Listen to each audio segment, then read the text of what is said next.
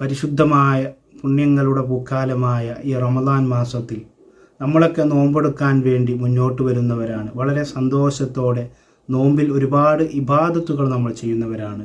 നമ്മൾ നോമ്പ് നോറ്റുകൊണ്ട് ഖുർആൻ പാരായണം ചെയ്യുന്നവരാണ്. അതുപോലെ സ്വതക്ക ചെയ്യുന്നവരാണ്. ഒരുപാട് കാര്യങ്ങൾ നമ്മുടെ ജീവിതത്തിൽ കൊണ്ടുവരുന്നവരാണ്. മറ്റുള്ളവരെ കൊണ്ട് നോമ്പ് നോൽക്കാൻ നമ്മൾ പ്രോത്സാഹിപ്പിക്കുന്നവരാണ്. എന്നാൽ നമ്മൾ ശ്രദ്ധിക്കേണ്ട ചില കാര്യങ്ങളുണ്ട്. മുൻഗാമികളിൽപ്പെട്ട ഒരു മഹാൻ പറയുകയാണ്, ഭക്ഷണം ഉപേക്ഷിക്കൽ നോമ്പിൻ്റെ ലളിതമായ രൂപമാണ്.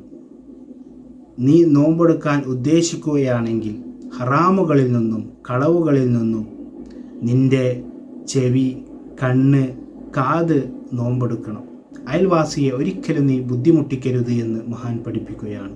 നമ്മളൊക്കെ നോമ്പ് നോൽക്കുമ്പോൾ ഈബത്തിൽ നിന്ന്, നമീബത്തിൽ നിന്ന്, മറ്റുള്ളവരെ കുറ്റം പറയുന്നതിൽ നിന്ന്, കളവ് പറയുന്നതിൽ നിന്നൊക്കെ നമ്മൾ നമ്മുടെ ശരീരം